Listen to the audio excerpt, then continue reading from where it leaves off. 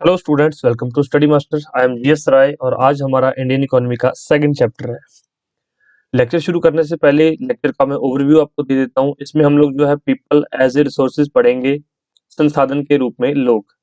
देख लीजिए, पहले हम थ्योरी करेंगे ह्यूमन रिसोर्सेज, उसके बाद इकोनॉमिक एक्टिविटीज और सेम यहाँ पर जनसंख्या की गुणवत्ता, quality of population, education, health, unemployment, इन सब चीजों के बारे में आज इस लेक्चर में देखेंगे। उसके बाद क्वेश्चंस करेंगे। लेवल 1 जो इजी क्वेश्चंस रहते हैं, लेवल 2 थोड़े से टफ क्वेश्चंस रहेंगे और लेवल 3 आपको पता है ये लेवल 2 क्वेश्चंस आ गए यहाँ पर। एक साइड इंग्लिश में रहेंगे और एक साइड हिंदी के अंदर रहेंगे, जैसा कि प्रीवियस लेक्चर्स में आपको पढ़ाया जा रहा है। ये लेवल 2 है। उसके बाद लेवल 3 क्वेश्चंस। लेवल 3 क्वेश्चंस कौन से होते हैं? तो प्रीवियस पेपर्स में कहीं ना कहीं एग्जाम में डायरेक्ट पूछे गए हैं, वो आप देख सकते हो कि मैंने आपको लास्ट लेक्चर में बताया था कि प्रीवियस ईयर क्वेश्चन क्यों करवाए जाते हैं, ताकि आपको एग्जामिनर की वर्डिंग का पता लग सके कि किस तरह से एग्जामिनर आपको जो है वर्डिंग में घुमाता है। ओके, तो ये सारी चीजें आज इस लेक्चर के अंदर कवर करेंगे। इससे पहले हम लोगों ने जो लास्ट चैप्टर किया था वो क्या था? पालमपुर गांव की कहानी, कि गांव में किस तरह से लोग रहते हैं, किस तरह से अपना जीवन व्यतीत करते हैं, किस तरह की एक्टिविटीज गांव में जो है परफॉर्म की जाती हैं, कैसे लोग अपना रोजी रोटी कमाते हैं गांव से। तो क्योंकि आपको पता है इंडियन इकोनॉमी हम पढ़ रहे हैं, तो हमारी इकोनॉमी का जो बेसिक है वो गांव से शुरू होता है, क्योंकि हमारे बहुत सारी चीजें जो है गांव से शुरू होती हैं। जैसे आपको पता है कि वीट, राइस, ये सारे गांव में उगते हैं। दूध, मिल्क प्रोडक्शन ये गांव से होती है और उसके बाद इसकी सारी एक्टिविटीज आगे चलती जाती हैं। तो हमने बिल्कुल बेसिक से स्टार्ट किया था। ये 9th क्लास की एनसीईआरटी का पार्ट है, तो ये मैं करवा रहा हूँ। आज हमारा सेकंड चैप्टर है, अच्छे से मैं करवाऊंगा आपको। ध्यान से आपने पूरा लेक्चर देखना है, लेक्चर को देख के समझना है और उसके बाद एक बार ये जो पीडीएफ आपकी स्क्रीन पे आ रही है, जो इंग्लिश मीडियम के स्टूडेंट्स हैं वो इंग्लिश मीडियम में पढ़ लेंगे और जो हिंदी मीडियम के स्टूडेंट्स हैं वो हिंदी मीडियम में एक बार जाकर इसकी जो है रीडिंग ले लेंगे, ताकि कोई भी डाउट रहे, पढ़ने के बाद, समझाने के बाद कोई भी डाउट रहे तो आप हमसे पूछ सके। ठीक है, ताकि एग्जाम में आपको किसी भी तरह की परेशानी ना हो। चलिए शुरू करते हैं। सबसे पहले ह्यूमन रिसोर्स। ह्यूमन रिसोर्स ये शुरू करने से पहले आप ये समझिए कि चैप्टर का नाम क्या है? पीपल एज रिसोर्सेज, मतलब संसाधन के रूप में लोग। आपको पता है रिसोर्सेज क्या होते हैं? भाई रिसोर्सेज जैसे कि लैंड एक रिसोर्स है, मिनरल्स रिसोर्सेज है, जिससे आप कुछ उससे मतलब काम करवा के या उस पे काम करके कुछ प्रोडक्ट बना सके, उसको हम रिसोर्स बोलते हैं। तो ह्यूमन भी एक रिसोर्स है, मानव भी एक संसाधन है। मानव के ऊपर काम करके या मानव से काम करवा के आप काफी अच्छी चीजें बना सकते हैं, आप कैपिटल फॉर्मेशन कर सकते हैं। तो यही हमारा चैप्टर है और यही इसकी पहली डेफिनेशन है। People as a resource is a way of referring a country's working people in term of their existing productive skills and abilities. तो मतलब जो कामकाजी लोग हैं, जो देश के लोग कामकाज कर सकते हैं, उनको अच्छा कौशल प्रोवाइड करवा के और उनकी जो है क्षमताओं के संदर्भ में उनको बढ़ा के हम उनसे अच्छा काम ले सकते हैं। तो ये ह्यूमन रिसोर्सेज मतलब, मैं आपको एक एग्जांपल से समझाता हूँ। आपके पास भूमि है, मतलब आपके पास लैंड का एक टुकड़ा है और आपके पास हल है, आपके पास बीज है। लेकिन अगर इंसान नहीं है, अगर ह्यूमन नहीं है, तो ना ही वो भूमि पे कुछ कर सकेगा, ना ही वो हल चला पाएगा, ना ही वो बीज बो पाएगा, ना इसको पानी देगा और ना ही वो भूमि से खेती कर पाएगा। तो जो ह्यूमन है वो बहुत बड़ा रिसोर्स है। अगर ह्यूमन नहीं है तो बाकी सारे रिसोर्सेज की कोई वैल्यू नहीं है, जीरो वैल्यू बाकी सारे रिसोर्सेज की। तो इसलिए ह्यूमन एक बहुत बड़ा और बहुत इंपॉर्टेंट रिसोर्स है अर्थ के ऊपर, क्योंकि बाकी सारे रिसोर्सेज से काम लेना जानता है और अपना काम निकलवाना जानता है। ये ह्यूमन कर सकता है। Like other resources, the population is also a resource as a human resource। तो मतलब बाकी सभी रिसोर्सेज की तरह ह्यूमन भी एक रिसोर्स है। Human capital is the stock of skill and productive knowledge embedded in them. मतलब ह्यूमन रिसोर्स कैसे जो है एक रिसोर्स की तरह काम करता है? जब इसके पास नॉलेज है और स्किल है। अब एक ज्यादा पढ़ा लिखा इंसान, एक स्किल्ड वर्कर अच्छा काम कर पाएगा। दूसरी जगह जो एक अनस्किल्ड वर्कर है वो सिर्फ दिहाड़ी या मजदूरी ही कर सकता है, लेकिन एक स्किल्ड वर्कर है वो अच्छी पोस्ट पे अच्छी तरह से जो है जो सोसाइटी में अपना योगदान दे पाएगा। तो यही सारी चीजें इस पैराग्राफ में दी गई हैं। मैं आपको सारी चीजें अभी कंफर्म क्लियर कर देता हूँ। जैसे कि एक एग्जांपल से समझिए, एक अनपढ़ मजदूर है,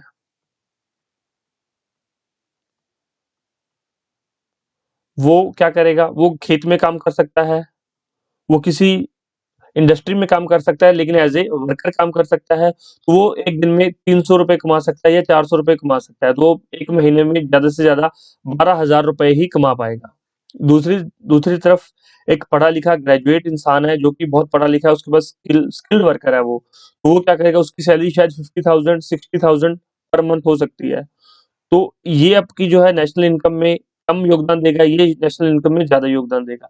ये अपनी जो है फैमिली के लिए क्वालिटी एजुकेशन प्रोवाइड नहीं करवा सकता, क्वालिटी फूड, क्वालिटी हेल्थ नहीं प्रोवाइड करवा पाएगा, लेकिन ये अपनी फैमिली को क्वालिटी फूड, क्वालिटी एजुकेशन और क्वालिटी हेल्थ भी प्रोवाइड करवा सकता है।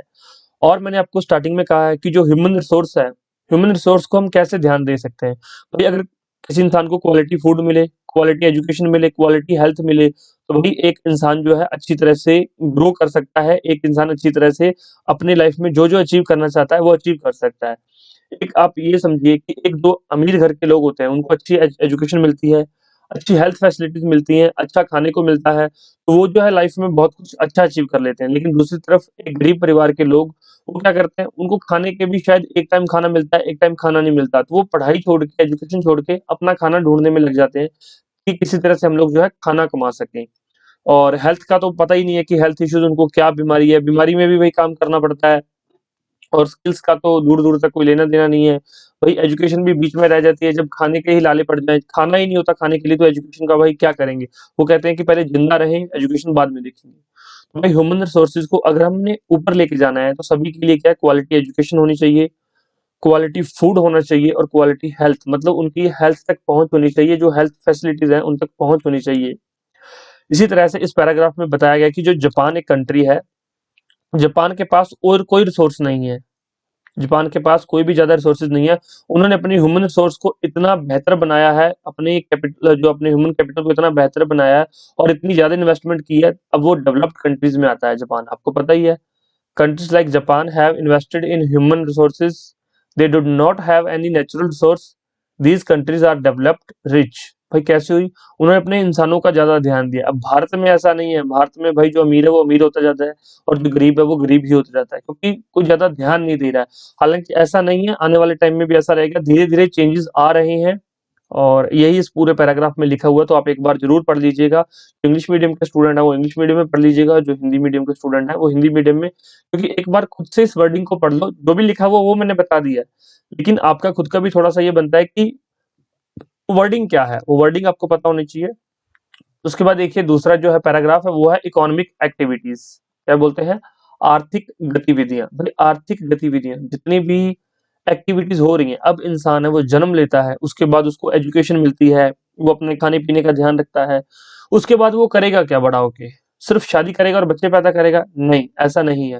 वो कुछ इकोनॉमिक एक्टिविटीज़ में इंडल्ज होता है, वो इकोनॉमिक एक्टिविटीज़ में उसको करने पड़ते हैं, क्योंकि अगर उसकी शादी तभी होगी, अब आपको पता है, शादी कब होती है, जब ये बच्चा कमाने लग जाता है, अच्छी उसके पास जॉब होती है, तभी उसकी शादी होती है, तभी समझते हैं कि अब ये शादी लायक हो गया है। और इसी तरह से कुछ इकोनॉमिक एक्टिविटीज़ हैं, इन द एंड सभी को इकोनॉमिक एक्टिविटीज़ में इंडल्ज होना पड़ता है, चाहे कोई अमीर है, चाहे कोई गरीब है। गरीब है वो दिहाड़ी मज़दूरी करता है, अमीर है वो अपनी अच्छी नौकरी ले लेता है, अच्छी सैलरी वाली जॉब होती है उसके पास। अब ये इकोनॉमिक एक्टिविटीज़ को 3 भागों में बाँटा गया है, 3 पार्ट्स में डिवाइड किया गया है। तो कौन-कौन से 3 मेन सेक्टर हैं देख लीजिए। प्राइमरी, सेकेंडरी और टर्शियरी। अब 3 सेक्टर्स में इनका नाम दे दिया गया है, प्राथमिक, माध्यमिक और तृतीयक। अब प्राथमिक क्षेत्र में, प्राइमरी सेक्टर में कौन-कौन सी एक्टिविटीज़ हैं, तो देख लीजिए, agriculture, forestry, animal husbandry, fishing, poultry farming, mining and quarrying. ये सारी क्या चीजें हैं, ये प्राइमरी सेक्टर है, ये प्राथमिक क्षेत्र की गतिविधियां हैं। आप इनको जरूर नोट डाउन कीजिए, याद कीजिए, क्योंकि ये डायरेक्ट एग्जाम में पूछी जाती हैं। आगे मैं आपको जब क्वेश्चंस करवाऊंगा लेवल 1, लेवल 2, लेवल 3, तो मैं आपको दिखाऊंगा कि किस तरह से डायरेक्ट क्वेश्चन पूछे गए हैं और किस तरह से एग्जामिनर आपको कंफ्यूज करने की कोशिश भी करता है। तो आप ये देख लीजिए प्राथमिक क्षेत्र में कौन कौन सी यहाँ पर एक्टिविटी शामिल है। उसके बाद है, सॉरी, ये प्राथमिक क्षेत्र की तो यहाँ तक है प्राथमिक, और उसके बाद द्वितीय क्षेत्र, सेकेंडरी सेक्टर के अंदर क्या आता है, ओनली एंड ओनली मैन्युफैक्चरिंग जो है सेकेंडरी सेक्टर के अंदर जो है काउंट होता है, कि मैन्युफैक्चरिंग को सेकेंडरी सेक्टर में रखा गया है। इधर क्या बोलते हैं, विनिर्माण, कुछ नया मैन्युफैक्चर करना। जो प्राइमरी सेक्टर जो प्राइमरी सेक्टर का प्रोडक्ट होता है उसको सेकेंडरी सेक्टर में रॉ मटेरियल के मतलब कि रूप में प्रयोग किया जाता है। अब देखो खेत से क्या होता है, वीट आता है, वीट को क्या करते हैं, इंडस्ट्री में भेजा जाता है, व्हीट का आटा बनाया जाता है, आटा बना के उसके डबल रोटी, ब्रेड की रोटियां बनाई जाती हैं, तो वो सारा काम यहाँ पर मैन्युफैक्चरिंग में किया जाता है। हालांकि आगे हम इसको बहुत डिटेल में पढ़ेंगे। ये थोड़ा सा आपको इकोनॉमिक एक्टिविटीज के बारे में बताया जा रहा है कि प्राइमरी सेक्टर में कौन कौन सी एक्टिविटीज होती हैं, सेकेंडरी सेक्टर में कौन कौन सी एक्टिविटीज हैं, और टर्शियरी सेक्टर में कौन कौन सी एक्टिविटीज हैं। देख लीजिए, trade, transport, communication, banking, education, health, tourism services, tourism services ये पूरा है, इंश्योरेंस, ये सारी चीजें क्या है, टर्शियरी सेक्टर, ये तृतीय क्षेत्र की गतिविधियां हैं। तो आप ये सारी चीजें ध्यान से इनको दो दो तीन तीन बार पढ़ लेना और नोट कर लेना, ठीक है। These economic activities add value to the national income. भाई ये जो तीनों लेवल पे या फिर तीन सेक्टर्स में डिवाइड की गई है, प्राइमरी, सेकेंडरी और टर्शियरी, ये सभी की सभी जो है नेशनल इनकम के अंदर वैल्यू ऐड करती हैं, नेशनल इनकम को ही बढ़ाती हैं। आगे हम बात करेंगे नेशनल इनकम क्या होता है, जीडीपी, जीएनपी, ये हम बहुत डिटेल में पढ़ेंगे। तो मैंने आपको शायद कल भी बताया था लास्ट लेक्चर में कि मैं अब आपको एबीसीडी करवा रहा हूँ, तो एक बार आप पूरी एबीसीडी सीख लीजिए, उसके बाद आपको किसी भी चीज में कोई परेशानी नहीं होगी, और अगर परेशानी होगी तो मैं यहाँ पर बैठा हूँ आपको सारी चीजें अच्छे से कवर करवाने के लिए। Okay, economic activities have two parts. Economic activities को पहले तो तीन सेक्टर में डिवाइड किया गया था, अब दो भागों में विभाजित किया गया। कौन सी, मार्केट एक्टिविटीज और नॉन मार्केट एक्टिविटीज। भाई मार्केट एक्टिविटीज में क्या होता है, जैसे इसका नाम से पता चल रहा है, बाजार गतिविधियां। बाजार के अंदर क्या होता है, खरीद बेच। और वो खरीद बेच क्यों होती है, आप बाजार में जाते हो कुछ भी लेने के लिए, दुकानदार वहां पे बैठा होता है, तो आपको कुछ भी जो आपको चाहिए वो सेल कर देता है, लेकिन वो क्यों बैठा है वहां पर, भाई अपना प्रॉफिट कमाने के लिए बैठा है, और उसको वहां पर बैठने की कोई जरूरत नहीं है। आपको आपकी चीज मिलती है और वो अपना दुकानदार जो अपना प्रॉफिट कमा लेता है। तो जो बाजार की गतिविधियां हैं, ये खरीद बेच लेन देन किस लिए होता है, प्रॉफिट के लिए। उसके अलावा दूसरी होती है नॉन मार्केट एक्टिविटीज, गैर बाजारी गतिविधियां। इसके अंदर क्या होता है, गैर बाजारी गतिविधियों में बाजार इंक्लूडेड नहीं होता। इंसान जो भी काम करता है वो अपने लिए, जितनी भी एक्टिविटीज करता है, गुड्स एंड सर्विसेज प्रोड्यूस करता है, वो अपने खाने पीने के लिए ही वो यूज करता है। इसके अलावा उसका कोई भी इसमें हित नहीं होता है। तो नॉन मार्केट एक्टिविटीज क्या है, जो इंसान सेल्फ मतलब की कंजप्शन के लिए प्रोड्यूस करता है, उसको क्या बोलते हैं, नॉन मार्केट या फिर गैर बाजारिक गतिविधियां। तो आई होप आपको ये समझ आ गया होगा। और इसमें जो है आर्थिक गतिविधियों में एक और चीज यहाँ पर जो लिखी गई है वो क्या है, वो मैं बता देता हूँ आपको कि भाई अगर पहले टाइम में, अब आज के टाइम में तो ये रेलेवेंस नहीं है, लेकिन फिर भी हमें पढ़ना पड़ता है। पहले क्या था, अगर एक मतलब वुमेन है और एक मैन है, अगर सेम काम कर रहे हैं तो सैलरी जो है डिफरेंट होती है, लेकिन आज के टाइम में ऐसा नहीं है। पुराने टाइम में ऐसा क्यों होता था, आपको पता होना चाहिए। भाई पुराने टाइम में क्या था, जो औरत है वो सिर्फ और सिर्फ घर के कामकाज में जो है लगी रहती थी, उसको घर के कामकाज ज्यादा करने पड़ते थे। और जो आदमी होता था या जो मैन होता था, उसको बाहर के काम, जैसे कि कोई भी, चाहे कोई स्किल्ड वर्कर है, चाहे कोई खेत का काम है, चाहे कोई जोर का काम है, सारा काम इंसान को, जो आदमी को करना पड़ता था, और घर के काम में जो है औरतें शामिल थी। इसलिए अगर पुराने टाइम में औरतें बाहर जाके काम करती थी, तो लोगों की मेंटलिटी क्या थी कि इनके पास स्किल नहीं है, ये वैसा काम नहीं कर पाएंगी जैसा एक आदमी कर सकता है, वैसा काम औरत नहीं कर सकती। तो ये पुराने टाइम की थिंकिंग थी, इसलिए पुराने टाइम में जो है मेंस और वुमेन्स की जो है सैलरी में डिफरेंस होता था। लेकिन आज के टाइम में ऐसा नहीं है। आज के टाइम में जो भी मान लो, चाहे एसडीएम की पोस्ट है, चाहे डीएसपी की पोस्ट है, चाहे कोई भी काम है, मेल और फीमेल दोनों की इक्वल वेज के लिए इक्वल पे है, सॉरी, इक्वल वर्क के लिए इक्वल वेज है, इक्वल पे है, मतलब सेम काम के लिए सेम सैलरी है। आज के टाइम में ये रेलेवेंस नहीं है। लेकिन हिस्ट्री और कल्चरल सीजन में ऐसा क्यों होता था, वो मैंने रीजंस मैंने आपको बता दिए दोनों, कि पुराने टाइम में क्या था, औरतें घर पे ज्यादा काम करती थी, बाहर कम काम करती थी। अब कोई इंसान भाई घर पे काम करता है, उसको एक दिन आप इंडस्ट्री में भेज दो, तो उसको पता ही नहीं चलेगा कि क्या करना है क्या नहीं करना। और ये सिर्फ औरतों के लिए मतलब कि ये नहीं एप्लीकेबल है। अगर कोई इंसान है वो खेतों में काम करता है, और उसको इंडस्ट्री में भेज दिया जाए एक दिन कि भाई इंडस्ट्री में काम करना है, तो उसको 10 दिन तो समझ नहीं आएगा भी करना क्या है और काम कैसे होता है। इसलिए पुराने टाइम में औरतों और आदमियों के जो है वेजेस में डिफरेंस होता था। तो आई होप आपको ये भी पॉइंट क्लियर हो गया होगा यहाँ पे। नेक्स्ट जो है तीसरा पैरा, वो क्या कहता है, क्वालिटी ऑफ पॉपुलेशन। भाई पॉपुलेशन की क्वालिटी। अब पॉपुलेशन जो है, इंसान की क्वालिटी कैसे बेहतर होगी, बेहतर शिक्षा, बेहतर एजुकेशन हो। और एजुकेशन से पहले क्या हो, हेल्थ फैसिलिटीज। भाई अगर अच्छी हेल्थ फैसिलिटीज है तभी ही एजुकेशन का फायदा है। मतलब इंसान बीमार रहता है, उसको अच्छी हेल्थ फैसिलिटी नहीं है, तो वो एजुकेशन का क्या करेगा। बेहतर एजुकेशन, बेहतर हेल्थ फैसिलिटी से पहले क्या है, बेहतर खाना। अगर उसके पास खाना ही नहीं है, तो उसको सिर्फ और सिर्फ मतलब इंजेक्शन देते जाओ, टेबलेट्स पकड़ाते हैं, जो खाना है नहीं उसके पास क्वालिटी का, तो क्या करेगा? तो quality of population depend on literacy rate, health of a person and life expectancy, skill formation. तो इस चीजों पे जो quality of A population depend करती है, और यही इस पे लिखा हुआ है, the literate and healthy population is an asset. तो ये क्या होता है? Literate education, sorry, literate and healthy population is an asset. तो ये देश का एक एसेट होता है, ये आप समझ गए होंगे। उसके बाद नेक्स्ट पॉइंट है यहाँ पर एजुकेशन। नेक्स्ट पॉइंट क्या है? एजुकेशन। तो हमने बात कर ली कि क्वालिटी एजुकेशन से, अगर एजुकेशन है, education contributes to the growth of society. कैसे? भाई अगर एजुकेशन है तो जो एक वर्कर है वो एक स्किल सीख सकता है, स्किल सीख के जो उसकी सैलरी पहले 10,000 होनी थी, अब स्किल्ड वर्कर की सैलरी 20,000 हो जाएगी या इससे भी ज्यादा हो सकती है। तो कहीं ना कहीं एजुकेशन बहुत बड़ा रोल प्ले करता है। एजुकेशन से आपके माइंड के जितने भी माइंड है वो पूरी तरह से डेवलप्ड हो जाता है। एजुकेशन से आपका माइंड अच्छी तरह से काम करता है, और अपने जो डिसीजंस हैं वो आप अच्छी तरह से ले पाते हो। It enhance the national income, cultural richness, and increase the efficiency of a governance. There is a provision made for providing universal access, retention, and quality in the elementary education with a special emphasis on girls. तो भाई लड़कियों पे ज्यादा जोर देके जो है यहाँ पर एलिमेंट्री एजुकेशन की क्वालिटी को बढ़ाने और उनको ज्यादा से ज्यादा इसमें इन्वॉल्व करने के लिए काफी सारे प्रोविजंस किए गए हैं सरकार के द्वारा, और जितने भी गवर्नमेंट स्कीम्स हैं वो हम आगे आगे पढ़ते जाएंगे। पहले आपका बेसिक आपको क्लियर होना चाहिए। Literacy is not only a right, ये सिर्फ और सिर्फ एक अधिकार नहीं है, it is also needed if the citizens are to perform their duties and enjoy their rights properly. भाई अगर उसको अपने सारे अधिकारों का और अपनी ड्यूटीज का अच्छी तरह से यूज करना है तो एक इंसान के पास एजुकेशन का होना बहुत जरूरी है।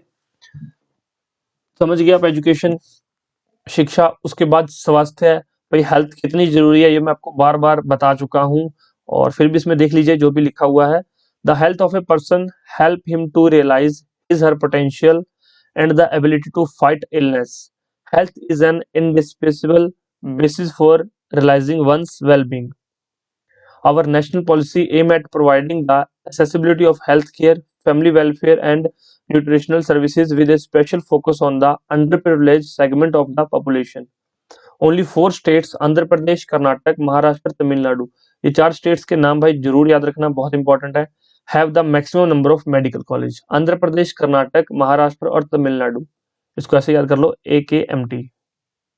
आंध्र प्रदेश, कर्नाटक, महाराष्ट्र और तमिलनाडु, ये 4 हैं जहां पर सबसे ज्यादा मेडिकल कॉलेजेस हैं। और जो हमारी हेल्थ, नेशनल हेल्थ पॉलिसी है या नेशनल पॉलिसी है, उसका क्या मोटो क्या है, उसका मकसद क्या है? जितने भी अंडर प्रिविलेजेड लोग हैं जिनके पास अच्छा मतलब कि स्वास्थ्य नहीं है या उनके पास ऐसी कोई फैसिलिटीज नहीं है, तो उन तक पहुंच करना, उन तक सुधार करना। मतलब आपने देखा होगा जो झुग्गी झोपड़ी में लोग रहते हैं वो मलेरिया के शिकार जल्दी हो जाते हैं, उनको गंदा पानी पीना पड़ता है, उनके मतलब कि और बहुत सारी प्रॉब्लम्स होती है उनको। तो उन सभी जो है प्रॉब्लम से टैकल करने के लिए जो हमारी नेशनल पॉलिसी है, हेल्थ पॉलिसी है, उस पर ध्यान दिया गया है कि अंडर प्रिविलेजेस लोगों तक ज्यादा से ज्यादा पहुंच हो सके। तो ये हमारी हेल्थ फैसिलिटी कहती है या हेल्थ पॉलिसी कहती है। और आपको मैंने शुरू से बता दिया है कि education, health and food, quality food, अगर तीनों चीजें अगर किसी इंसान को मिल जाए तो वो भी अपनी लाइफ में कुछ ना कुछ बेहतर जरूर कर लेगा, अगर ये तीनों चीजें उसको मिल जाती हैं। अगर एक भी चीज मिस हो गई तो शायद बाकी 2 इम्बैलेंस हो जाएगी और वो लाइफ में इंसान कुछ ना कुछ अचीव करने से रह जाएगा, और कहीं ना कहीं इससे क्या है, देश का नुकसान होता है। अब आपने ये तो देख लिया कि अच्छी हेल्थ, अच्छी एजुकेशन और अच्छा फूड, क्वालिटी फूड, ये तीनों चीजें मिल जाएंगी इंसान को। उसके बाद इंसान करेगा क्या इन तीनों का? उसके बाद उसको चाहिए एम्प्लॉयमेंट। भाई अच्छा खाना मिल गया, अच्छी हेल्थ फैसिलिटी मिल गई, हेल्थ फैसिलिटी, अच्छी एजुकेशन, शिक्षा प्राप्त कर ली उसने, जो है स्किल्स प्राप्त कर ली, अब उसको चाहिए एम्प्लॉयमेंट। एम्प्लॉयमेंट क्या होता है? रोजगार। और जब किसी को रोजगार नहीं मिलता उसको क्या बोलते हैं? अनएम्प्लॉयमेंट। भाई उसको रोजगार नहीं मिला तो अब हम अनएम्प्लॉयमेंट देखेंगे। रोजगार तो आप समझ गए कि भाई जो इंसान काम करना चाहता है उसको काम मिल जाए, जो कम पढ़ा लिखा है उसको उस हिसाब से काम मिल जाए, जो पढ़ा लिखा है उसको उस हिसाब से काम मिल जाए, तो वो रोजगार होगा। अगर काम नहीं मिलता तो वो क्या होता है? बेरोजगारी या अनएम्प्लॉयमेंट। तो उसमें देख लीजिए पैरा में क्या क्या लिखा हुआ है, अच्छी तरह मैं आपको समझा दूंगा। Unemployment exist when people who are willing to work can not find jobs. भाई जो लोग काम करना चाहते हैं लेकिन उनको जॉब्स नहीं मिलती वो क्या कहलाते हैं? अनएम्प्लॉयड। और जो वर्कफोर्स पॉपुलेशन है उसकी एज लिमिट क्या है, 15 साल से 59 साल तक, 15 टू 59 ईयर्स तक इसको क्या बोलते हैं, वर्कफोर्स पॉपुलेशन। और भारत के केस में we have unemployment in rural and urban areas, तो भाई रूरल एरियाज में भी है, शहरों में भी बेरोजगारी है और गाँव में भी बेरोजगारी है, तो आपको पता है। अब आगे इस पैरा में क्या क्या लिखा हुआ है वो मैं बताता हूँ। इन the case of rural areas, तो भाई जो हिंदी मीडियम के स्टूडेंट्स हैं वो यहाँ अपने आप साथ साथ पढ़ते जाएं। In the case of rural areas there is a seasonal and disguised जो है अनएम्प्लॉयमेंट। भाई सीजनल अनएम्प्लॉयमेंट कौन सी होती है, देखो जैसे आपको पता है कि व्हीट प्रोडक्शन जो है, व्हीट को पहले बोया जाता है, उसके बाद उसको काटा जाता है व्हीट को। इसी तरह से राइस, इसको पहले बोया जाता है फिर उसको काटा जाता है। फिर जब राइस लगते हैं, लगाए जाते हैं, उस टाइम पे लोगों को काम मिल जाता है, जब काटे जाते हैं उस टाइम पे लोगों को काम मिल जाता है। लेकिन इन दोनों के बीच में जब 3 से 4 महीने फसल अपने आप पकती है तो लोगों के पास काम नहीं होता। सेम व्हीट के केस में भी होता है, तो उसको बोलते हैं सीजनल। मतलब कुछ टाइम के लिए तो लोगों के पास काम होता है, कुछ टाइम के लिए लोग बेरोजगार होते हैं, तो उसको बोलते हैं सीजनल अनएम्प्लॉयमेंट। दूसरी है डिसगाइज्ड अनएम्प्लॉयमेंट। डिसगाइज्ड अनएम्प्लॉयमेंट का क्या मतलब है, भाई एक परिवार है, परिवार में है 5 मेंबर, उनके पास एक छोटा सा खेत है, उस खेत में सिर्फ और सिर्फ 3 लोग काम करें तो भी उतनी प्रोडक्शन होगी और उसमें 5 लोग काम करें तो भी उतनी प्रोडक्शन होगी। तो भाई ये 5 के 5 अपने खेत में ही काम करते हैं, इनको बाहर कहीं नौकरी नहीं मिली, तो भाई 3 लोग काम कर रहे थे तो भी उतनी ही प्रोडक्शन होनी है। अब 5 लोग काम कर रहे हैं तो भी उतनी ही प्रोडक्शन होनी है। तो अब लग तो रहा है कि ये 2 लोगों को रोजगार मिला, ये एम्प्लॉयड है, बट ये कौन सी एम्प्लॉयमेंट है, डिसगाइज्ड अनएम्प्लॉयमेंट। मतलब ये काम करें या ना करें, इनसे इनके काम करने या ना करने से प्रोडक्शन पे कोई फर्क नहीं पड़ेगा, हमारी नेशनल इनकम पे कोई फर्क नहीं पड़ेगा। ये चाहे काम करें या ना करें, जिसको बोलते हैं डिसगाइज्ड अनएम्प्लॉयमेंट। तो ये दोनों तरह की जो एम्प्लॉयमेंट है, अनएम्प्लॉयमेंट है, ये कहाँ पे होती है, रूरल एरियाज में, ये ग्रामीण इलाकों में होती है। उसके बाद urban areas have mostly educated unemployment, भाई शिक्षित बेरोजगारी। शहरों में लोग बहुत पढ़े लिखे होते हैं, ग्रेजुएट्स होते हैं, 10th पास, +2 पास, पोस्ट ग्रेजुएट्स होते हैं, पीएचडी होल्डर होते हैं, लेकिन उनको उनके जो वो काम करना चाहते हैं वो काम उनको मिल नहीं पाता उनकी एजुकेशन के अकॉर्डिंग, तो उसको क्या है, एजुकेटेड अनएम्प्लॉयमेंट बोलते हैं। अब मैं एक एग्जांपल से समझाता हूँ। भाई डीएसपी बनने के लिए ग्रेजुएशन जरूरी है, और एक कांस्टेबल के पद के लिए, कांस्टेबल की पोस्ट के लिए 12th जरूरी है। अब एक ग्रेजुएट स्टूडेंट कांस्टेबल लगा हुआ है, तो कहीं ना कहीं ये एजुकेटेड अनएम्प्लॉयमेंट ही है। मतलब जो वो काम करना चाहता है, जिसके लिए वो कर सकता है, वो उसको वो नहीं बनाया गया, वो 12वीं के इक्विवेलेंट काम कर रहा है, तो कहीं ना कहीं ये अनएम्प्लॉयमेंट के अंदर ही काउंट होता है। आगे हम बात करेंगे, मैं सारी चीजें डिटेल में आपको करवाऊंगा। तो समझ गए आप लोग, रूरल एरियाज में सीजनल और डिस्कस्ड अनएम्प्लॉयमेंट, और अर्बन एरियाज में एजुकेटेड अनएम्प्लॉयमेंट। यही आगे लिखा हुआ डिटेल में, इसको ही बताया गया है। और इसके बाद देखते हैं आगे, ये सारी वही चीजें लिखी जो मैंने आपको समझाई है ऊपर। In the secondary sector, sorry पहले ये देखिए, agriculture is the most labour absorbing sector of the economy, near about 48% of our population. जो जितनी भी वर्क फोर्स है वो एग्रीकल्चर के अंदर काम करती है, और कहीं ना कहीं हमारी नेशनल इनकम में एजुकेशन जो एग्रीकल्चर का 17% ही योगदान है, और 48% लोग यहाँ पर काम करते हैं। हालांकि ये आंकड़े जैसे जैसे मैं आपको जो है गवर्नमेंट आंकड़े करवाऊंगा, जब फिगर्स दूंगा तो वो कुछ और भी चेंज हो सकते हैं। ये एक रफ आइडिया है, नियर अबाउट 48% और नियर अबाउट 17% यहाँ पर है कि एग्रीकल्चर का 17% योगदान है हमारी नेशनल इनकम में, और 48% जो है हमारी वर्क फोर्स का एग्रीकल्चर के अंदर काम करता है। तो आई होप ये समझ गए होंगे। इन the secondary sector small scale in manufacturing industry is the most labour observing, तो स्मॉल स्केल इंडस्ट्री में ज्यादा जो है सेकेंडरी सेक्टर में लोग काम कर रहे हैं, लोगों को काम मिला हुआ है। उसके बाद है tertiary sector. Various new services are now appearing like biotechnology, information technology and so on. ऐसी कुछ अब नई सर्विसेज जो है फॉर्म हो रही हैं, अपीयर हो रही हैं, तो इसमें जो है टर्शियरी सेक्टर में लोगों को रोजगार मिलेगा। और सबसे ज्यादा जो है अभी इसके बाद टर्शियरी सेक्टर में जॉब्स है, सेकेंडरी सेक्टर में जॉब्स बहुत कम है। पहले क्या है, एग्रीकल्चर सेक्टर में, दूसरे नंबर पर टर्शियरी सेक्टर, और तीसरे नंबर पर किसके हैं, सेकेंडरी सेक्टर में जॉब्स। ये ध्यान रखना। और सबसे ज्यादा सबसे बड़ा योगदान जो है टर्शियरी सेक्टर का है हमारी नेशनल इकोनॉमी में या नेशनल इनकम में, तो वो आगे हम डिस्कस करेंगे, डोंट वरी। कुछ चीजें मैं अभी बता रहा हूँ आपको, लेकिन आपको जो है आपकी स्क्रीन पे लिखा हुआ है आपके लिए ये ज्यादा जरूरी है। जो मैं बता रहा हूँ वो आगे मैं आपको लिख के भी प्रोवाइड कराऊंगा। जैसे ये एक एक लाइन टू लाइन लिखा हुआ ना, एक एक चीज लिखी हुई है, इधर इंग्लिश मीडियम स्टूडेंट्स के लिए लिखी हुई है, इधर हिंदी मीडियम स्टूडेंट्स के लिए लाइन टू लाइन एक एक चीज लिखी हुई है। मतलब अगर आप नोट्स नहीं बनाना चाहते मत बनाइए। अगर आप मेरे लेक्चर्स देख रहे हैं, आप नोट्स चाहे ना बनाइए, आपको सारी चीजें मिलेंगी। लाइन टू लाइन जो मैंने बता रहा हूँ, जो मैंने समझाया है, वो सारा लाइन टू लाइन लिखा हुआ है। आप आराम से घर बैठ के इसको पढ़िएगा। पढ़ने के बाद फिर क्वेश्चंस अटेम्प्ट कीजिए। और मैं जो यहाँ पे क्वेश्चंस आपको करवाऊंगा, ये खत्म होने के बाद मैं आपको सारे क्वेश्चंस करवाऊंगा, इसको एक बार अटेम्प्ट जरूर कर लीजिए। क्योंकि जो ये पीडीएफ फाइल है, या फिर अगर किसी ने हार्ड कॉपी ली हुई है, तो हार्ड कॉपी जब आपका मन करेगा तब आप पढ़ेंगे। क्वेश्चंस अभी आप इस लेक्चर के साथ में आपको कवर करवा दूंगा, और उसके बाद आपके जो सारे डाउट्स क्लियर हो जाएंगे। इसके बाद आपको सिर्फ एक रिवीजन करनी है और कुछ नहीं करना है, ठीक है। और इसमें और देख लीजिए, द इन्फेंट मोर्टेलिटी, ये कुछ और डेफिनेशन है, देख लीजिए। The infant mortality rate is the death of a child below 1 year of as.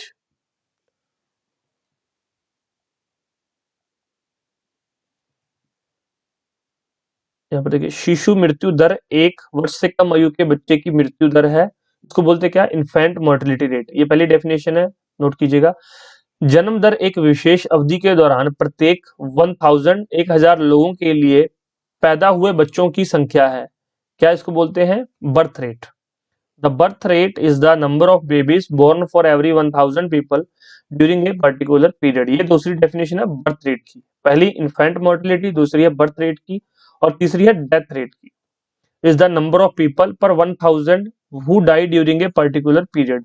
मतलब 1000 लोगों पे कितने लोग मर गए, उसको बोलते हैं डेथ रेट। क्या बोलते हैं? मृत्यु दर। ये शिशु मृत्यु दर, इन्फेंट मोर्टेलिटी रेट, जन्म दर, बर्थ रेट, और मृत्यु दर, डेथ रेट। ये 1000 पे चेक होते हैं। एग्जामिनर आपको 100 देके कंफ्यूज करेगा, कहीं पे 10,000 लिखा होगा तो कंफ्यूज नहीं होना। जहां पे 1000 लिखा हुआ वही आपका सही हो सकता है, ठीक है। आगे इसमें देखिए, an increase in the longevity is an indicator of good quality of life marked by self confidence. भाई आदमी लंबा कब जिएगा? जब उसके पास गुड क्वालिटी ऑफ लाइफ होगी, तभी वो लंबा जी सकता है। अगर उसके पास अच्छी हेल्थ नहीं है, अच्छी क्वालिटी ऑफ लाइफ नहीं है, तो वो लंबा नहीं जी सकता। Reduction in infant mortality involves the protection of children from infection, ensuring nutrition of both the mother and the child and child care. तो भाई शिशु मृत्यु दर में कमी किस वजह से आई है? जब बच्चे और माँ का अच्छे से ध्यान रखा गया, उनका पोषण अच्छे से किया गया, और बच्चे की देखभाल अच्छे से की गई, तभी ये जो है मृत्यु दर में कमी आई है, बच्चों की मृत्यु दर में। तो ये हमारा चैप्टर था, जो हमने जो है 20 से 25 मिनट में पूरा चैप्टर पढ़ लिया है। जो भी लिखा हुआ मैंने आपको बता दिया है। अब आपका काम है इसको जाके एक बार रिवाइज करना, इस पीडीएफ को एक बार पढ़ना। और मैं इसके बाद आपको ये क्वेश्चंस करवाऊंगा। अभी सारे क्वेश्चन हम लेवल 1, लेवल 2, लेवल 3 तीनों लेवल के क्वेश्चंस करेंगे। स्टडी मटेरियल पेड है, सभी को पता होगा। और बच्चों, क्वेश्चन बैंक जरूर ले लेना। क्वेश्चन बैंक में क्या है, यही क्वेश्चन मैं आपको करवा रहा हूँ, ये तो आप यहाँ से एक बार करेंगे। इंग्लिश और हिंदी में लिखा हुआ है।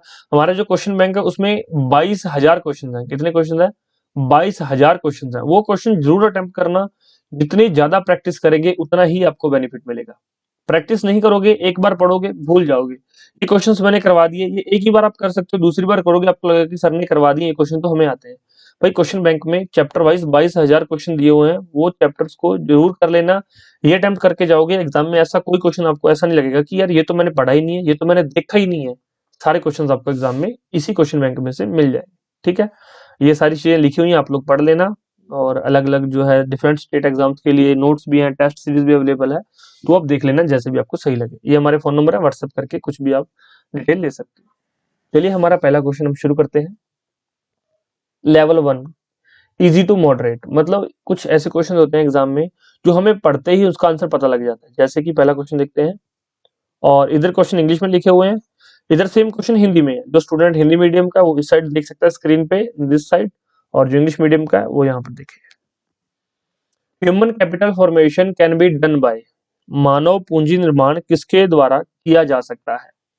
Educating people, providing better life standard, spreading awareness, all of the above. अब भाई ह्यूमन कैपिटल फॉर्मेशन कैसे की जा सकती है? सिंपल सी चीज है, अगर हम लोगों को एजुकेट करेंगे तो उसकी जो है ह्यूमन कैपिटल की फॉर्मेशन हो सकती है। हमारी पहली लाइन ही ये थी। राइट आंसर क्या है? ए। उसके बाद सेकंड क्वेश्चन देखिए,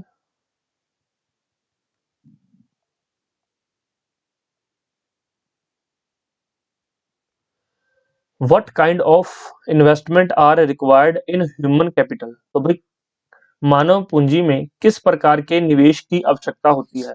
ऑप्शन यहाँ पर दिए हैं, medical care, education, housing facility. भाई ह्यूमन कैपिटल के लिए हाउसिंग फैसिलिटी जरूरी नहीं है, मेडिकल केयर होनी जरूरी है और एजुकेशन होनी जरूरी है। तो राइट आंसर क्या है, D, A and B both. Right answer है डी, सिंपल था। नेक्स्ट क्वेश्चन देखिए, अगर आपने ध्यान से लेक्चर को सुन लिया ना तो भी आप इन क्वेश्चंस का आंसर आसानी से कर सकते हो। A large population in India can be turned into A productive asset by investing in. भाई यहाँ पर देख लीजिए, भारत में एक बड़ी आबादी को निवेश करके उत्पादक संपत्ति में बदला जा सकता है, कैसे। फिजिकल एसेट के रूप में, स्टॉक्स के रूप में, ह्यूमन कैपिटल के रूप में या फिर चिल्ड्रन के रूप में। तो कैसे बदला जा सकता है, ह्यूमन कैपिटल। अगर हम एसेट्स इन्वेस्ट करेंगे, भारत की पॉपुलेशन में हम इन्वेस्ट करेंगे तो वो क्या बन जाएगी, ह्यूमन कैपिटल बनेगी। राइट आंसर है सी। नेक्स्ट क्वेश्चन देखिए,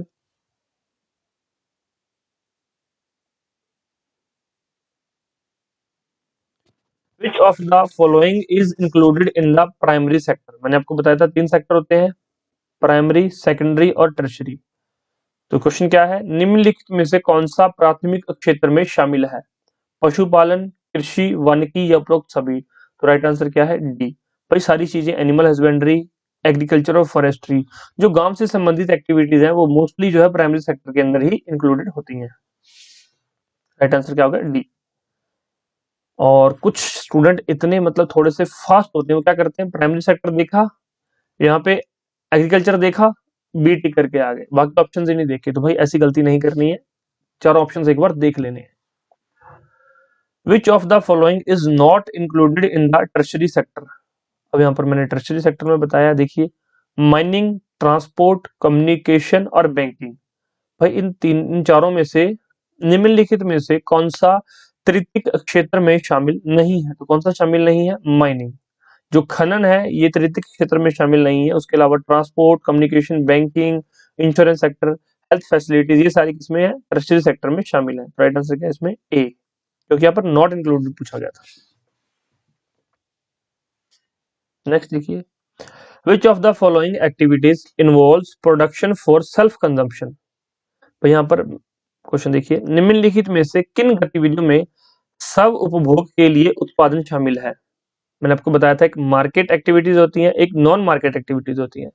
तो जो नॉन मार्केट एक्टिविटीज है उसमें सेल्फ कंजप्शन के लिए चीजों को प्रोड्यूस किया जाता है। तो राइट आंसर क्या है, बी। सीधा ही मैंने बताया था, बिना पढ़े ही आप लोग इसका आंसर दे पाएंगे। और मार्केट एक्टिविटीज में जो है प्रॉफिट के लिए काम किया जाता है। और इसमें क्या है, थोड़ा सा अगर आपने ध्यान से पढ़ा है तो आप बी टिक करेंगे, अदरवाइज आप सेल्फ एक्टिविटीज भी टिक कर सकते हैं अगर आपने पढ़ा ही नहीं है तो। कुछ स्टूडेंट्स क्या होते हैं कि बिना पढ़े चले जाते हैं एग्जाम में और वहां जाके मतलब देखते हैं कि इसका आंसर तो ये लग रहा है, सेल्फ एक्टिविटीज, सेल्फ कंजप्शन। तो सीधा आंखें बंद, सी पे टिक किया, गोला मारा और कहेंगे कि मेरे तो 98 अटेम्प्ट है। लेकिन गलत हो जाएगा। पढ़ने से ही मतलब प्रॉपर एजुकेशन से ही आपका माइंड पूरी तरह से डेवलप होगा, पूरी तरह से खुलेगा। अगर आप उसके जिस एग्जाम की तैयारी कर रहे हैं उस एग्जाम के अकॉर्डिंग पढ़ेंगे तभी सक्सेस मिलेगी ना। ऐसा तो नहीं है कि तैयारी किसी और एग्जाम की कर रहे हैं, पेपर किसी और में बैठ जाए जाके कि हाँ मेरा तो हो जाएगा, वो पॉसिबल नहीं है। हाँ 1-2% लक काम कर जाता है किसी किसी का। अदरवाइज जिस एग्जाम की तैयारी कर रहे हैं उसके अकॉर्डिंग ही पढ़िए। कोई क्वेश्चन ऐसा नहीं रहेगा जो एग्जाम में आपको देखने को ना मिलेगा आपकी तैयारी के बाद। विच of the following is an asset for the country. भाई निम्नलिखित में से कौन सी देश की संपत्ति है, healthy population, clean air, private school, none of the above. तो भाई ये ह्यूमन एज ए रिसोर्स बात हो रही है तो हेल्दी पॉपुलेशन की बात होगी। राइट आंसर है ए। और कुछ मेरे स्टूडेंट्स को शायद लग रहा हो कि ये क्वेश्चन तो बहुत इजी है। ये इसलिए इजी है क्योंकि इसकी थ्योरी अभी आप लोगों ने अभी मैंने आप लोगों को करवाई है और आप लोगों ने भी ताजा ताजा इस थ्योरी को पढ़ा है, इसलिए बड़े इजी लग रहे हैं क्वेश्चन। लेकिन जब आप ये थ्योरी भूल जाओगे या अभी तो सिर्फ आप ये इकोनॉमी पढ़ रहे हो, फिर आपके दिमाग में हिस्ट्री भी चलेगी, पॉलिटी भी चलेगी, जियोग्राफी भी चलेगी, इन्वायरमेंट भी चलेगा, फिर देखते हैं कि भाई ये याद रहती हैं चीजें या नहीं, फिर बहुत चीजें भूलने लग जाता है इंसान। तो इसलिए अच्छे से साथ में जैसे मैं आपको लेके चल रहा हूँ उसी तरह से कोशिश कीजिए, कुछ गड़बड़ नहीं होगी। नेक्स्ट देखिए, on which of the following factors the quality of population depends. निम्नलिखित में से किस कारक पर जनसंख्या की गुणवत्ता निर्भर करती है, literacy rate, employment generation, physical assets of the people. तो भाई जो क्वालिटी ऑफ पॉपुलेशन, क्वालिटी किस पे डिपेंड करती है? एजुकेशन पे, लिटरेसी रेट पे। अच्छा लिटरेसी रेट रहा है तो एम्प्लॉयमेंट भी मिलेगा, और यहाँ पर लोगों की तो यहाँ पर लोगों की भौतिक संपत्ति से तो कोई लेना देना नहीं है। तो राइट आंसर यहाँ पर ए। इजी क्वेश्चन था पर थोड़ा कंफ्यूजिंग था।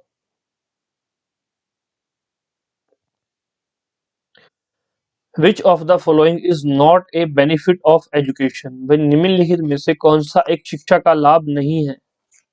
पढ़ लेते हैं। It enhance the national income, it increase the efficiency of governance, it contributes to the growth of society, it increase the value of the money. भाई शिक्षा से नेशनल इनकम में बढ़ोतरी होगी, बिल्कुल। गवर्नेंस में की एफिशिएंसी में बढ़ोतरी होगी, बिल्कुल ठीक है। सोसाइटी में कंट्रीब्यूट करेंगे, ये भी ठीक है। It increase the value of the money, money की वैल्यू नहीं बढ़ाएगी शिक्षा कभी भी। तो राइट आंसर क्या है? D.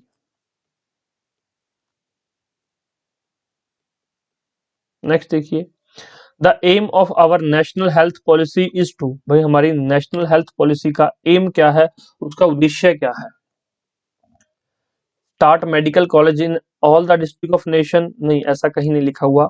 Improve the ambulance services, ये भी नहीं लिखा हुआ। Improve the accessibility of health care, तो इम्प्रूविंग द स्वास्थ्य देखभाल की पहुंच में सुधार। भाई हर एक आदमी तक, हर एक औरत तक, हर एक प्रिविलेज्ड लोगों तक जिनके पास हेल्थ केयर नहीं है उन तक हेल्थ पॉलिसी का यही उद्देश्य है कि उन तक हेल्थ केयर या हेल्थ ट्रीटमेंट उन तक पहुंच सके। तो राइट आंसर क्या है? सी।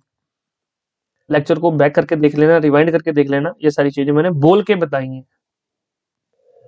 विच of the following age does not come under the work force population? तो मैंने आपको बताया था 15 से 59 साल तक।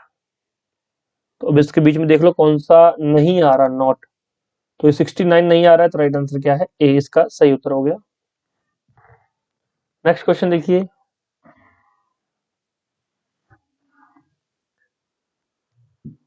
अर्बन एरियाज हैव, शहरी क्षेत्रों में किस तरह की बेरोजगारी होती है? सीजनल, डिस्गाइज्ड, एजुकेटेड या अनएजुकेटेड? तो मैंने आपको बताया था सीजनल और डिस्गाइज्ड कहां पर होती है? रूरल एरियाज में। एजुकेटेड अनएम्प्लॉयमेंट कहां पे होती है? अर्बन एरियाज में। राइट आंसर क्या है? सी। नेक्स्ट देखिए, the type of unemployment when people are not able to find jobs during some month of the year। तो मतलब बेरोजगारी का वह प्रकार जब लोग वर्ष के कुछ महीनों के दौरान नौकरी पाने में सक्षम नहीं है। तो ऐसी कौन सी होती है? ऐसी होती है मौसमी बेरोजगारी। मतलब कुछ टाइम तक तो उनको नौकरी मिलता है रोजगार, और फिर उनको जो है रोजगार नहीं मिलता। तो राइट आंसर क्या है? B, seasonal unemployment.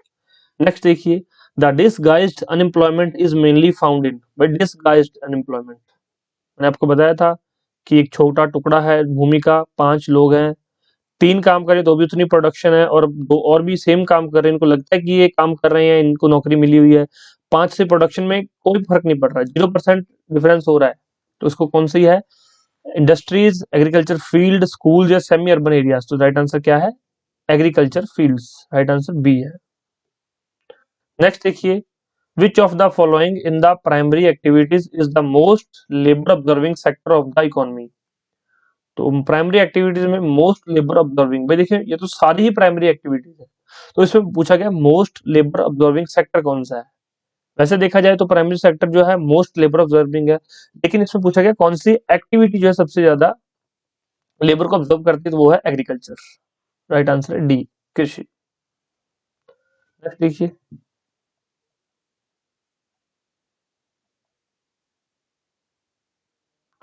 Which of the following is incorrect about unemployment? निम्नलिखित में से कौन सा बेरोजगारी के बारे में गलत है? इनकरेक्ट पूछा गया है।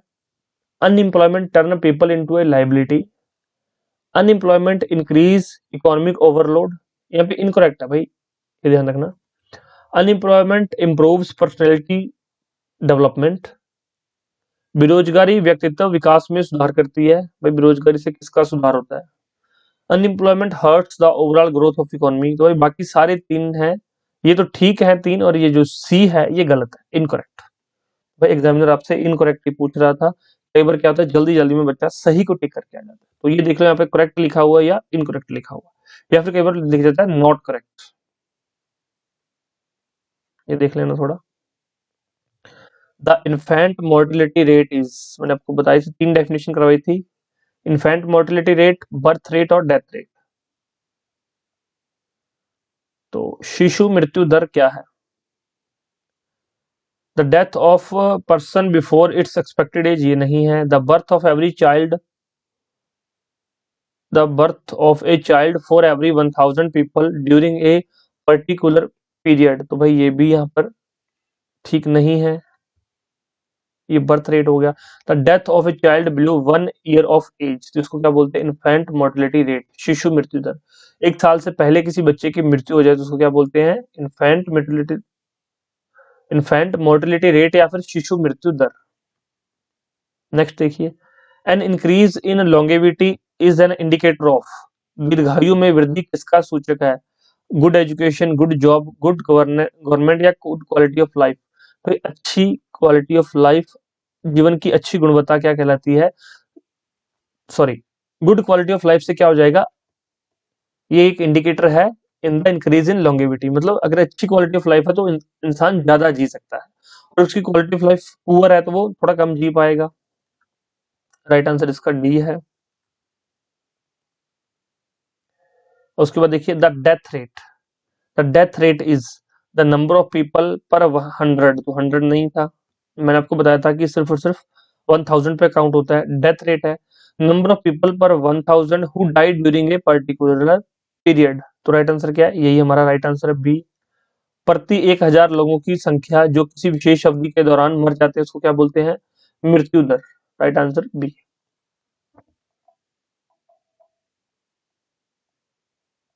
नेक्स्ट देखिए, why are rural woman employed in low paid jobs, ग्रामीण महिलाओं को कम वेतन वाली नौकरियों में क्यों लगाया जाता है? ऑप्शन यहाँ पर दिखे, they are not aware of wage rates, they are not allowed by their families, the lack in education और द नेसेसरी स्किल्स। तो राइट आंसर क्या है? सी हमारा सही उत्तर है, मैंने अभी आपको बताया था। तो ये हमारे लेवल 1 क्वेश्चंस जो है कंप्लीट हो गए, टोटल 20 क्वेश्चन थे लेवल 1 में। अब लेवल 2 पे चलते हैं। लेवल 2 क्या है? थोड़ा सा जैसे आप गेम खेलते हो, लेवल 1 थोड़ा इजी होता है, लेवल 2 थोड़ा हार्ड होता है। चीजें सेम है, लाइन सेम लिखी हुई, बस इतना है कि एक एक क्वेश्चन में 3 स्टेटमेंट दे दी, ताकि किसी एक स्टेटमेंट में आप कंफ्यूज हो जाओ और गलती कर जाओ। ये लेवल 2 है, फिर भी देखिए यहाँ पर क्वेश्चंस को हम करते हैं, अच्छे से करेंगे क्वेश्चंस को। Consider the following statement with respect to human capital. Human capital is formed when the human resource is developed by becoming educated, बिल्कुल यहाँ पर ये ठीक है पहला। सॉरी, यहाँ पर देखते हैं पहले, which of the statement given above are correct। Correct statement यहाँ पर हमसे पूछी गई है, तो पहली स्टेटमेंट यहाँ पे हमारी ठीक है।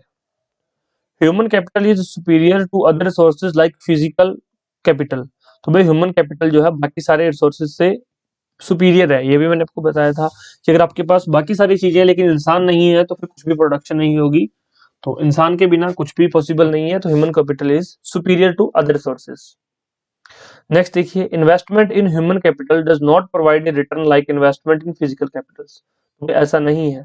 अगर आप ह्यूमन कैपिटल में इन्वेस्ट करेंगे तो ये रिटर्न आपको देगा ही देगा। अगर आप किसी बच्चे को अच्छी शिक्षा देंगे, अच्छी हेल्थ, अच्छी एजुकेशन देंगे, अच्छा खाना मिलेगा, तो वो बड़ा होकर कहीं ना कहीं देश की तरक्की में योगदान जरूर देगा। तो राइट आंसर क्या है? ए इसका सही उत्तर है, और हिंदी मीडियम वालों के लिए भी सेम है, ये देखिए इसका राइट आंसर क्या है? ए। नेक्स्ट क्वेश्चन देखते हैं। कंसिडर सॉरी, यहाँ पे consider the following statement with respect to different sectors of the economy. कुछ डिफरेंट सेक्टर्स के बारे में कुछ यहाँ पर स्टेटमेंट्स दी गई हैं। अर्थव्यवस्था के विभिन्न क्षेत्रों के संदर्भ में निम्नलिखित कथनों पर विचार कीजिए। आपको पता है 3 सेक्टर्स हैं, प्राइमरी, सेकेंडरी और टर्शियरी सेक्टर्स। इसको सर्विस सेक्टर बोलते हैं, इसको एग्रीकल्चर सेक्टर भी बोलते हैं, और इसको जो है यहाँ पर मैन्युफैक्चरिंग सेक्टर भी बोलते हैं। ये थोड़ा ध्यान रख लेना, नोट कर लेना। The primary sector include poultry farming, तो बिल्कुल ठीक है यहाँ पर। Trade is included in the secondary sector, तो भाई ये गलत है, सेकेंडरी सेक्टर में सिर्फ और सिर्फ मैन्युफैक्चरिंग आती है, ट्रेड हमारा टर्शियरी सेक्टर में इंक्लूडेड होता है। Tourism is a part of tertiary sector, बिल्कुल ये ठीक है। तो भाई प्राथमिक क्षेत्र में कुक्कुट पालन शामिल है, ठीक। व्यापार द्वितीयक क्षेत्र में शामिल नहीं है, ये तृतीयक क्षेत्र में शामिल है। और पर्यटन जो है ये भी तटीय क्षेत्र का एक हिस्सा है। तो इसमें पहला और तीसरा ठीक है, आप देख लीजिए इसमें राइट आंसर बी इसका सही उत्तर है। B is the right answer. Next देखिए, कंसिडर द फॉलोइंग स्टेटमेंट्स। तो ये कुछ स्टेटमेंट दी गई हैं दो, इसमें से देखना है select the correct answer using the code given below. Market activity involves activity done for profit. मैंने आपको बताया था मार्केट एक्टिविटीज जो है बाजार की गतिविधियां लाभ के लिए किए जाने वाली गतिविधियां हैं, सही है ये। Non market activities are the production for market consumption. जो नॉन मार्केट एक्टिविटीज है वो मार्केट कंजम्पशन के लिए नहीं, सेल्फ कंजम्पशन के लिए बनाई जाती है। सेल्फ कंजम्पशन, मार्केट नहीं आएगा, सेल्फ आएगा। तो दूसरा यहाँ पर गलत है। राइट आंसर क्या हो गया? ए। बिल्कुल सही, आपको जो है समझ आया। ये दूसरा बाजार की गतिविधियां, गैर बाजारी गतिविधियां बाजार खपत के लिए नहीं, अपने लिए उत्पादन करना होता है। तो राइट आंसर हो गया ए। समझ आ रहा है आपको? अगर आप ये YouTube पे देख रहे हैं तो इसको लाइक कर देना भाई, और अगर आप हमारे ये जो वेबसाइट नहीं, हमारी एप्लीकेशन पे देख रहे हैं तो फिर कमेंट बॉक्स का ऑप्शन है, कमेंट कीजिए और लेक्चर कैसा लगा उसका जो फीडबैक जरूर दिया कीजिए। नेक्स्ट लेक्चर रिकॉर्ड करने से पहले हम सारे कमेंट्स को देख लेते हैं ताकि किसी का कुछ डाउट हो तो वो भी लेक्चर के अंदर इंक्लूड कर दिया जाए, वो भी आपको बता दिया जाए। नेक्स्ट क्वेश्चन देखिए, कंसिडर द फॉलोइंग स्टेटमेंट्स।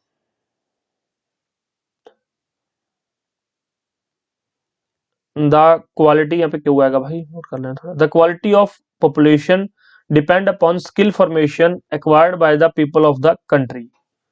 और दूसरी स्टेटमेंट क्या है? तो जनसंख्या की क्वालिटी जो है स्किल फॉर्मेशन पे डिपेंड करती है। The quality of the population decides the growth rate of the country. भाई पॉपुलेशन की क्वालिटी जो है ग्रोथ रेट भी डिसाइड करती है। तो यहाँ पर जो है ये दोनों स्टेटमेंट्स, यहाँ पर क्या पूछा गया, करेक्ट आंसर पूछा गया, तो दोनों स्टेटमेंट्स ठीक है। यहाँ पर ये दोनों ही स्टेटमेंट्स यहाँ पर ठीक है। तो राइट आंसर क्या है? सी। नेक्स्ट क्वेश्चन देखिए, कंसिडर द फॉलोइंग स्टेटमेंट्स। कुछ स्टेटमेंट दी गई दो। Education enhance national income and contribute to the growth of society. Education जो है नेशनल इनकम में इनहांसमेंट करती है और contributes to the growth of society, society की ग्रोथ में कंट्रीब्यूट करती है। जो शिक्षा है राष्ट्रीय आय को बढ़ाती है और समाज के विकास में योगदान करती है। ये बिल्कुल ठीक स्टेटमेंट है।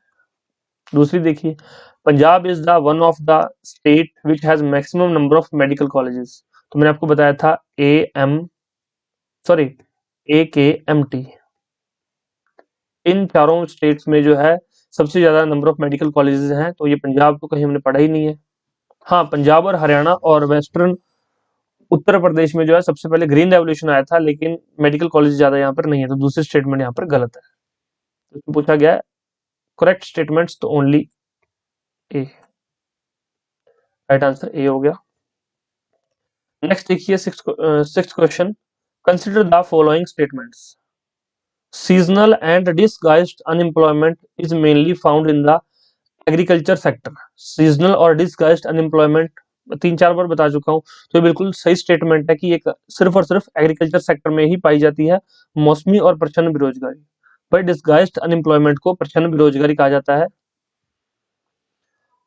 Urban areas have mostly educated unemployment. Urban areas have mostly educated unemployment. शहरी क्षेत्रों में ज्यादातर शिक्षित बेरोजगार होती है। ये भी बिल्कुल ठीक है यहाँ पर। नेक्स्ट देखिए, people appear to be employed in disguised unemployment. लोग प्रच्छन्न बेरोजगारी में नियोजित प्रतीत होते हैं। बिल्कुल ठीक है यहाँ पर। मैंने आपको बताया था यहाँ पर कि 3 लोग काम करते हैं, 3 से भी उतनी प्रोडक्शन होती है, 5 से भी उतनी। लगता है कि 2 काम कर रहे हैं, अगर ये 2 ना भी काम करें तो भी प्रोडक्शन उतनी ही है। तो people appear to be employed in disguised unemployment. तो इसका राइट आंसर क्या है? डी। सभी इनमें ठीक है, 1, 2 एंड 3। नेक्स्ट क्वेश्चन देखिए, consider the following statements. Unemployment increases economic overload and the dependence of the unemployed on the working population increases। तो देखिए यहाँ पर सातवां, बेरोजगारी में आर्थिक भार बढ़ता है और बेरोजगारों की कार्यशील जनसंख्या पर निर्भरता बढ़ती है। तो भाई बेरोजगारी से क्या होता है? आर्थिक भार बढ़ता है, बिल्कुल ठीक है। और बेरोजगारों की कार्यशील जनसंख्या पर निर्भरता बढ़ जाती है, बिल्कुल ठीक है। जो कार्यशील जनसंख्या है उस पर यहाँ पर डिपेंडेंसी बढ़ जाती है, ये यहाँ पर ठीक है। दूसरा देखिए, unemployment has a positive impact on the overall growth. भाई अनएम्प्लॉयमेंट का पॉजिटिव इम्पैक्ट तो हो ही नहीं सकता, तो स्टेटमेंट तो यहीं पे गलत होगी, फिर भी पढ़ लेते हैं। Of an economy and an increase in unemployment is an indication of healthy economy, तो बिल्कुल ये गलत है यहाँ पर। तो इसमें करेक्ट आंसर पूछे गए हैं, तो राइट आंसर ए। कई बार क्या पूछते हैं यहाँ पर, इनकरेक्ट स्टेटमेंट्स, तो मतलब पहली ठीक होती दूसरी इनकरेक्ट है, तो फिर यहाँ पर बी टिक करना होता है। तो ये थोड़ा सा देख लो, ये ध्यान कर लेना, ऐसी गलतियां पेपर में ना करें। यहाँ पे तो चलो आप हैं और मैं हूं, तो मैनेज हो जाएगा, लेकिन पेपर में तो फिर नेगेटिव मार्किंग बहुत खराब करती है। मतलब मैंने ऐसे ऐसे स्टूडेंट्स देखे हैं जो 0.25 से प्रीलिम्स में रह गए हों, तो मतलब कितना बुरा लगता है कि 0.25 से आप कट ऑफ से बाहर हो गए। क्यों? क्योंकि एक क्वेश्चन आपका गलत हो गया। वो गलत ना होता तो शायद आप आगे होते। देखिए, कंसिडर द फॉलोइंग स्टेटमेंट्स। अब 8वां क्वेश्चन है, the birth rate is the number of babies born for every 10,000 people during a particular period. भाई कुछ भी लिखा हुआ यहाँ पर 10,000 है, तो ये स्टेटमेंट हमारी गलत है। ठीक है, जन्म दर एक विशेष अवधि के दौरान प्रत्येक 10,000 लोगों के दौरान पैदा हुआ बच्चों की संख्या है, तो 10,000 नहीं 1,000 लोगों की ऊपर होती है, तो ये गलत हो गई हमारी statement. The death rate is the number of people per 100 who die during a particular period. भाई यहाँ पर 100 दे दिया, ये भी 1000 आना था, ये भी हमारा गलत स्टेटमेंट, ये भी गलत है। मृत्यु दर प्रति 1,000 लोगों की संख्या है जो कि एक विशेष अवधि के दौरान मर जाते हैं, 100 दिया हुआ, तो ये गलत है। यहाँ पर भी 1,000 आना था, तो ये भी गलत है। तो दिए गए कथनों में से कौन सा सही है? Which of the following statement above is are, sorry above है, बिलो नहीं है, ठीक है, आर करेक्ट। तो भाई कोई भी करेक्ट नहीं है, neither one nor two. Right answer क्या है? D. Consider the following statement, the infant mortality rate is the death of a child below 1 year of as.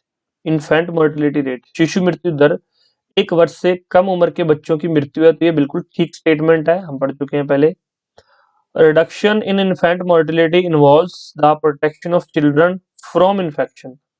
शिशु मृत्यु दर में कमी में बच्चों को संक्रमण से बचाना शामिल है, उनकी माताओं को संक्रमण से बचाना शामिल है, उनको अच्छा मतलब खाना प्रोवाइड करना भी शामिल है।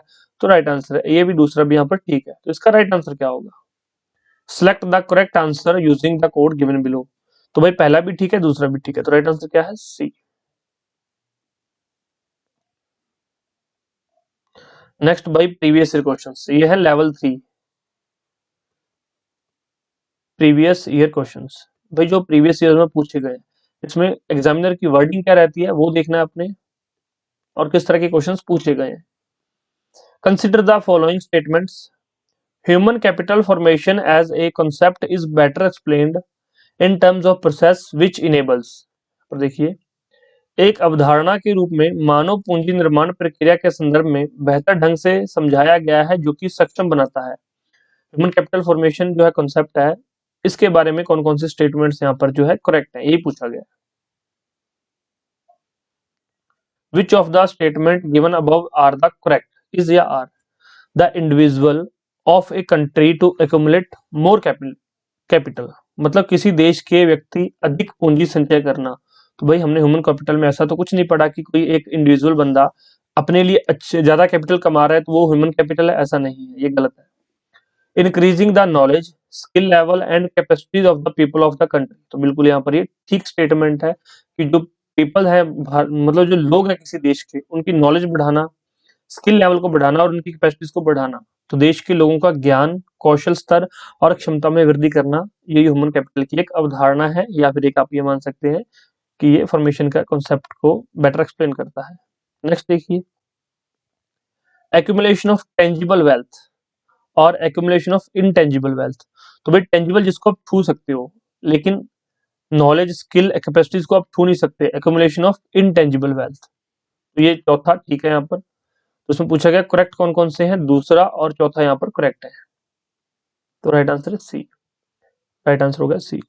अब एक चीज आपने यहाँ पर नोट की होगी कि जो पहले क्वेश्चन लेवल 1 लेवल 2 हम करवा रहे थे, उसमें वर्डिंग बहुत सिंपल रखी हुई थी, लेकिन एग्जामिनर ने थोड़ा सा ये क्वेश्चन, ये पहले आप कर चुके ऊपर, लेकिन इसने वर्डिंग थोड़ी घुमा दी, और कुछ नहीं किया, ये टेंजिबल और इनटेंजिबल वर्ड दे दिए, इतने में आप कंफ्यूज हो जाओ कि ये तो मैंने पढ़ा ही नहीं है। लेकिन इसको थोड़ा आप अगर हिंदी में देख लेते तो ऐसी प्रॉब्लम ही नहीं थी। तो भाई तभी मैं बाइलिंगुअल लेकर चलता हूँ कि कई बार कुछ ऐसे स्टूडेंट्स होते हैं जो पढ़ते तो इंग्लिश मीडियम में है, लेकिन उनको इंग्लिश के कुछ वर्ड्स का पता नहीं चलता, तो भाई वो हिंदी मीडियम में देख लो। और कुछ हिंदी मीडियम के स्टूडेंट ऐसे होते हैं, वो पढ़ते हिंदी मीडियम में है लेकिन उनको कुछ पता ही नहीं है, जैसे कि कुछ ऐसा वर्ड आ जाए, कौन सा, संचय करना। अब संचय क्या है?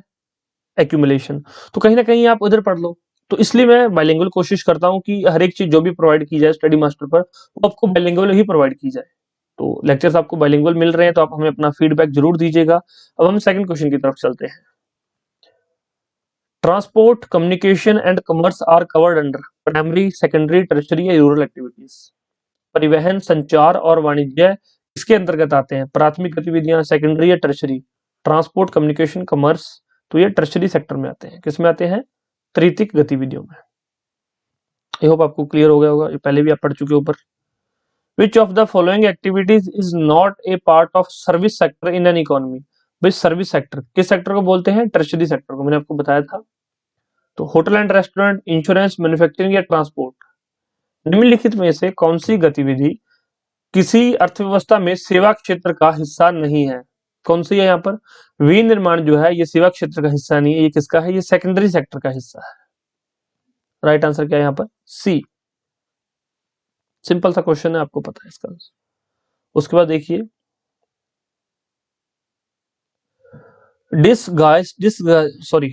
disguised unemployment in India is mainly related to agriculture sector, rural sector, manufacturing sector या अर्बन एरियाज।